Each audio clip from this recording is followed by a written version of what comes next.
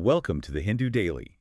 This is the deep dive, and today we are extracting the most crucial insights from today's sources, organized across the editorial, opinion, science, and text and context sections. We are here to give you the shortcut to being well-informed. Our focus is on distilling some complex, really high-stakes material from the role of conscience in the military to sweeping economic reforms and then to critical issues of public health and fractured urban governance. Okay, a lot to get through. A lot. So let's unpack this right away, beginning with the editorial section and a challenging ethical puzzle. We start with the powerful case of Lieutenant Samuel Kamalasan. It's a situation that really highlights the collision of personal faith and military duty. It really does. He was dismissed from the Indian Army because he refused to enter the sanctum of his regiment's temple or gurdwara during mandatory parades. And when he appealed, the Supreme Court, well, it refused to interfere. So what was the legal thinking there? How did the court justify that? Well, what's fascinating here is the legal calculus. The court relied heavily on the concept of military necessity and discipline, using the power granted under Article 33. Article 33. Right. And essentially, they chose to see his refusal as simple disobedience of a lawful command rather than, accommodating it as a sincere issue of faith. So they flattened the whole issue. They did. That framing allowed the judiciary to defer completely to the generals, noting that courts typically lack the institutional expertise to second-guess military decisions. But looking at the facts presented in the source, wasn't Kamalasan making a genuine attempt to comply? I mean, he attended the parade, he removed his shoes, he tied the turban. He did all of that. His request was modest. Just not to enter the inner sanctum. For many Protestant Christians, that's a core doctrinal boundary. A very clear boundary. So why did that sincerity not matter? It's a failure of institutional flexibility. The source draws a great analogy. The story of Eric Liddell in Chariots of Fire. Ah, the runner who wouldn't race on Sunday. Exactly. A devout Christian. The British Olympic team didn't punish him. They accommodated him, let him race on a different day. And he won gold. He won gold. That small accommodation upheld both his conscience and the team spirit. It just raises a huge question. If an Olympic team could show that flexibility, why couldn't the Army? An institution known for its diversity, no less, why couldn't its leadership have shown similar vision? And here's where it gets really interesting for me. The larger consequence.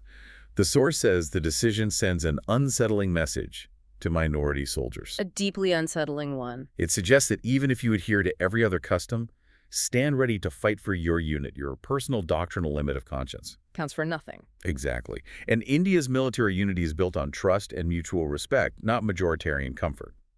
This feels like it could erode that trust. I think that's the central fear. And while deference to the military is normal, we have seen the Supreme Court intervene and reshape the Army before. Like with women officers. Precisely. When equality demanded it. We should recall Justice Chinnappa Reddy's words from the Bijo Emanuel case. Our Constitution practices tolerance. So this could have been solved internally. It could and should have been. Thoughtful senior leadership could have found a way for accommodation, not dismissal. A powerful discussion. Okay, let's pivot now to something on a completely different structural scale. India's massive economy and the long-anticipated rollout of the 4 labor codes. A huge shift. November 24th, 2025 is cited as a major milestone because that's when they were made effective, consolidating decades of fragmented, often contradictory legislation. And if we connect this to the bigger picture, these reforms are deeply framed within the push for Viksit Bharat, the goal of achieving developed status by 2047. Right. India has a massive and young workforce, over 643 million workers. And we are seeing positive economic momentum. Unemployment is down. It's fallen from 6% to 3.2% in recent years. So modernizing these archaic laws becomes an economic imperative to support that high-growth trajectory, to bring regulatory clarity. And what about for the workers themselves? The source highlights some substantial new protections. It does. We're talking about the guarantee of universal minimum wages, the implementation of a national floor wage. A standardized 48-hour work week, mandatory appointment letters. Yes, and the OSH code, that's the Occupational Safety, Health, and Working Conditions Code, it mandates free preventative health checkups. And what about the future of work?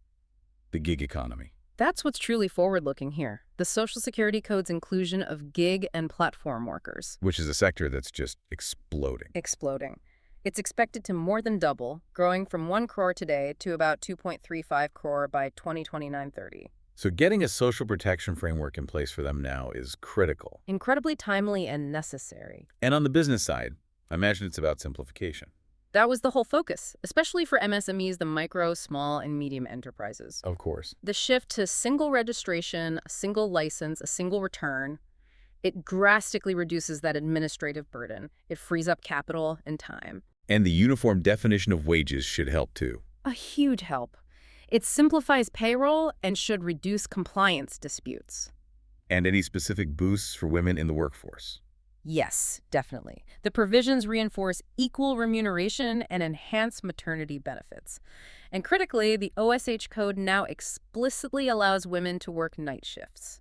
With consent and safety measures. With consent and adequate safety measures, yes, which is vital for expanding their opportunities, especially considering the female labor force participation rate is still hovering around 32.8%. That brings us straight into the opinion section, where we encounter the deep division surrounding these codes. It's huge split. The government and industry view them as absolutely vital for competitiveness, but on the other side, major trade unions are demanding their outright revocation. What's fascinating here is that both sides use the same keywords, like growth and security, but they mean completely different things by them. Okay, so let's take the industry perspective first. From their point of view, the argument is that these codes signal policy stability and predictability. This is crucial if you want to attract global investors. Investors who are comparing India to places like Vietnam or South Korea. Exactly, those streamlined competitors. So uniformity across states and simplified compliance are seen as essential for large-scale manufacturing to thrive here. Now, what about the trade union perspective? Their argument is that the codes are fundamentally flawed and, well, undemocratic. Undemocratic how? Because the drafting process, they claim, lacked proper consultation with labor representatives. Their big concern is that these changes legalize fixed-term employment and promote hire and fire policies. A race to the bottom, they'd say. That's the fear. They see it centralizing powers and removing hard-won organizing rights. They're actually warning it could lead to significant industrial unrest. The opposite of what's intended. Precisely. And that conflict plays out so clearly in the Social Security debate. How so? Industry claims coverage is widening dramatically to include 40 crore workers, especially those previously uncovered big workers. Not the unions. The unions push back hard. They argue that the actual coverage today is only about 7%, and what worries them most are the thresholds. The thresholds. Yes. For instance, raising the OSH code threshold for factory licensing from 10 to 20 workers. That means a massive number of small-scale workers will actually be excluded from minimum wage protections entirely. Ah, I see. So the promise of wider coverage on one end, but the reality of exclusion on the other. That's the crucial distinction. And then there's the core fight over wages, isn't there? A floor-level wage versus a minimum living wage. Yes, and that's a fundamental philosophical divide. Industry argues that any mandated wage needs to reflect productivity and cost of living variations across different regions. While the unions believe. The unions believe existing guarantees are being diluted, that the constitutional priority should be a basic minimum living standard for all workers, period. It's that classic struggle between economic efficiency and human dignity. Let's shift gears entirely now and dive into the science section, starting with a truly fascinating study. It's about decoding longevity in India. It is. This study uses the Longitudinal Aging Study in India, or LASI data, to profile centenarians, people aged 100 years and up. And it's incredibly timely, because the projections show India hosting the highest number of these superagers globally by 2050. So understanding their unique health patterns now is crucial for future policy. And the findings on their health markers are just striking. Absolutely striking. More than 55% had a normal body mass index. Over 91% had a normal waist circumference. And for the women in the sample, it was 100%. 100%. But here's the real kicker. Chronic diseases were virtually absent. What do you mean absent? They reported 0 cases of high cholesterol, stroke, or heart disease. 0. That's incredible. And only 1.7% with diabetes. Plus, the vast majority never consumed alcohol or tobacco. That flies in the face of what we see in the general population today. The policy relevance here is just crystal clear, isn't it? It is. This evidence strongly reinforces the importance of lean, active lifestyles and weight management. Public health has to pivot toward aggressive behavioral interventions now. To reduce high fat, sugar, and salt. Exactly, to mitigate the future health burden for this burgeoning elderly population. But there's a paradox here, right? While their health is amazing, their functional ability is low. A fascinating duality. They exhibit very high functional dependence. So, while they might be physically robust, centenarians struggled significantly with what are called instrumental activities of daily living, or IADLs. Things that require memory and planning. Right. We're talking 88.9% having difficulty with housework, 83.3% managing money, and 77.8% making phone calls. That has direct care policy implications. If they can't manage money or make calls, the workload on family caregivers, especially for these cognitive tasks, must be immense. It's huge. We need policies that promote formal caregiving, establish specialized geriatric aides, and build out community daycare services. Yeah, It also requires, destigmatizing extra-familial support to ease that family burden. so it's not just about physical care. Not at all. And on the positive side, despite that high functional dependence, they reported high subjective well-being. Over half expressed high life satisfaction. So happiness isn't just a function of physical independence. It clearly isn't. It emphasizes the profound value of social engagement, family bonding, and spiritual gatherings for psychological and emotional health. Okay, our second item in the science section addresses a persistent and frankly horrifying poison, Auramine O. Yes, this is a bright yellow industrial dye used in textiles and leather. It's completely banned in food, but it keeps showing up. Oh, wait. Because it's cheap and it mimics expensive spices like saffron or even high-quality turmeric. And the danger is very real. Terrifyingly real. Toxicological research links it to severe health risks, including potential liver and kidney damage, mutagenic effects, and the International Agency for Research on Cancer classifies it as possibly carcinogenic to humans. It's an industrial chemical. Yeah, It has no place in our food. none whatsoever. So why does it keep appearing in the food chain? The source suggests it's just too easily available and cheap in informal chemical markets, and many small-scale producers like sweet makers or street food vendors may either be completely unaware of the regulations. Or they just assume enforcement is inconsistent. Exactly, that they can avoid detection. So what's the solution? It has to be a multi-layered approach. You can't just have the occasional headline-gritting crackdown. Right. You need much tighter regulation of the chemical supply chains that sell these industrial dyes in the first place. This has to be paired with sustained community education for small manufacturers and, ideally, developing rapid testing kits for point-of-sale detection. So enforcement can be consistent, not just a once-a-year thing. Exactly. It needs to be constant, not just limited to festive seasons. Moving now into the text and context section, we tackle India's recurring clean air crisis.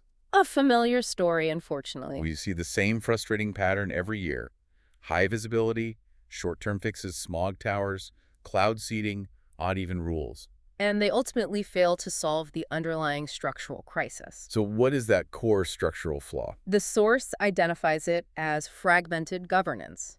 Responsibility is scattered across a vast list of bodies: the Ministry of Environment, the CPCB, the CAQM, various municipal corporations, state governments. The list goes on. It does. So no single institution holds full authority or accountability for the outcomes. This leads to uneven enforcement, competing mandates. And frequent contradictions. If everyone is responsible, Then no one is responsible. Precisely. and these quick fixes, the source calls this the politics of pollution. It's a great phrase. They are highly visible actions that grab a news cycle. They let governments avoid confronting powerful, politically difficult sectors like construction, transport, or stubble burning, So it's a way to look like you're doing something. while postponing the really risky structural reforms.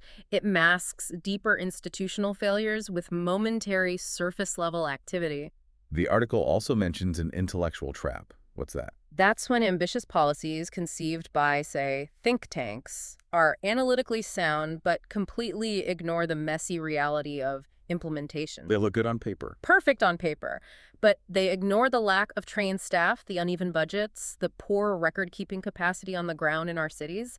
They focus on what should work in a vacuum, not what can work in reality. And then there's a Western trap. Yes, importing global best practices without redesigning them for Indian constraints. Do you give an example? Sure. Taking a regulation designed for a stable European setting and just dropping it into India. It fails because it assumes institutional capacities and low levels of informal activity that simply don't exist here. The result is initiatives that travel well but land poorly. A lot of wasted investment. A huge amount. The path to durability means building solutions around our own unique constraints.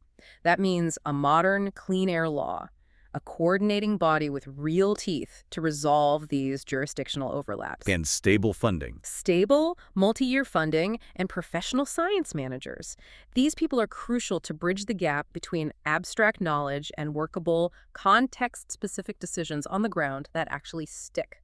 Finally, let's explore Srinagar's fraying paradise. An economy at a crossroads. Exactly.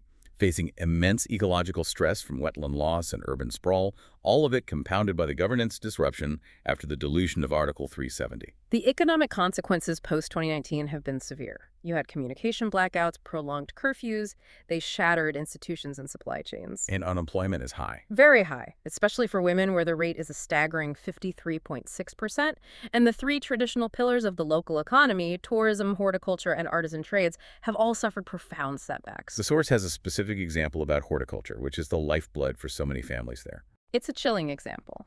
In 2025, landslides stranded over 800 fruit trucks in just a few days.